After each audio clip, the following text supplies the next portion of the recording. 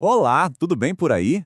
Hoje a gente vai tentar decifrar o chamado Código da Conformidade e responder a uma pergunta que, quando a gente para pensar, é bem surpreendente sobre o mundo ao nosso redor. Já repararam nisso? Pensa bem, de uma empresa de tecnologia supermoderna a um órgão do governo. Parece que, no fundo, todo mundo segue um roteiro invisível, um mesmo jeito de funcionar. Pois é, essa tendência à mesmice não é coincidência não, é o resultado de forças bem poderosas e muitas vezes invisíveis que acabam moldando como as organizações se comportam. Então vamos mergulhar fundo para entender o que está por trás disso. Para a gente entender essa semelhança toda, a gente precisa voltar um pouco no tempo, lá na ideia original de como uma organização deveria ser. E para isso, a gente vai olhar para o sociólogo Max Weber. Olha, eu sei, a palavra burocracia hoje em dia dá até um arrepio, né? Mas para o Weber era exatamente o oposto. Pensa nela como a máquina perfeita, projetada para ser o jeito mais racional e eficiente de organizar o trabalho das pessoas. Uma ideia que na época foi revolucionária.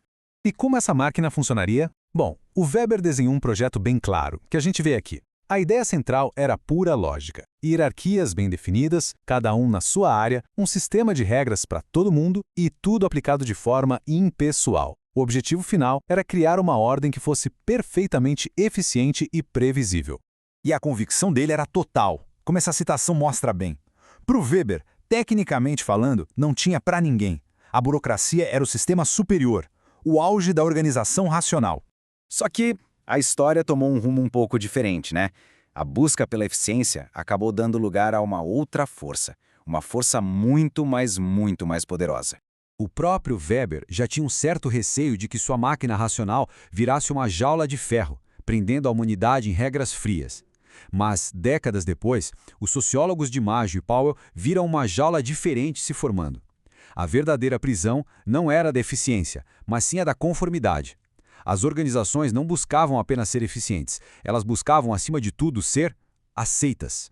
E o conceito que explica isso tem um nome meio complicado: isomorfismo institucional. Mas calma, a ideia é até que simples, as organizações se copiam. E o ponto-chave aqui não é que elas fazem isso para serem mais eficientes. Elas fazem isso para parecerem legítimas aos olhos da sociedade, de investidores, de outras organizações, de todo mundo. Certo. Então como é que essa pressão para se conformar funciona na prática? Dimaggio e Powell identificaram três mecanismos principais, três forças meio ocultas que nos empurram para a mesmice. A gente tem o coercitivo, que é aquela pressão que vem de fora, quase uma obrigação, sabe? O normativo, que vem dos padrões das profissões. E o mimético, que no fundo é a boa e velha imitação. Vamos dar uma olhada em cada um deles. Primeiro, o coercitivo. Esse é o mais direto. Ele acontece quando uma organização é basicamente forçada a adotar certas estruturas ou práticas por causa de leis, regulamentos, ou simplesmente porque ela depende de outra entidade mais poderosa. É a conformidade pela força ou pela dependência. Não tem muita escolha. Um exemplo clássico para entender isso, uma universidade pública. Ela não tem muita margem de manobra. Para receber verbas e manter sua licença para funcionar, ela precisa seguir as regras do Ministério da Educação. A pressão aqui é formal, explícita. Se não se adaptar, perde legitimidade e recursos. Simples assim. Agora, o normativo. Este já é mais sutil e vem das profissões. Pense em médicos, advogados, engenheiros. Todos eles são treinados em universidades, participam de redes profissionais que definem o que é uma boa prática. E essas visões compartilhadas acabam se espalhando pelas organizações à medida que esses profissionais são contratados. Um ótimo exemplo é como hospitais em diferentes países adotam protocolos muito parecidos. Isso não acontece porque um governo mundial os obriga, mas porque a comunidade médica global, muito influenciada por órgãos como a OMS, define e espalha esses padrões como o jeito certo de praticar a medicina. Por último, temos o mimético, que talvez seja o mais humano de todos. Ele acontece quando uma organização está diante de uma grande incerteza. Se os objetivos não são claros ou a tecnologia é mal compreendida, qual é a estratégia mais segura?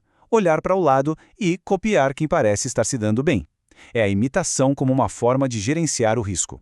Pensa neste exemplo. Uma universidade menor quer mais prestígio. O que ela faz? Ela olha para as de elite e copia o modelo. Cria programas internacionais, investe em branding.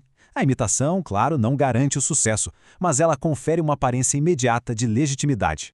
Certo, então as organizações se copiam para parecerem legítimas. Parece uma estratégia razoável, certo? Bom, nem sempre. Essa busca incessante pela conformidade pode, na verdade, criar problemas bem sérios.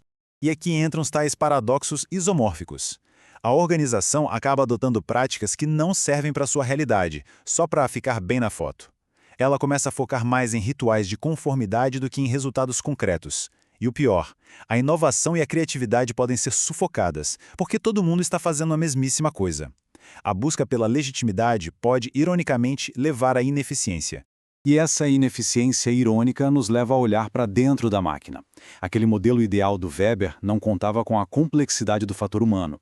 Como o pensador Michel Crozier mostrou, dentro da burocracia existe um jogo constante acontecendo.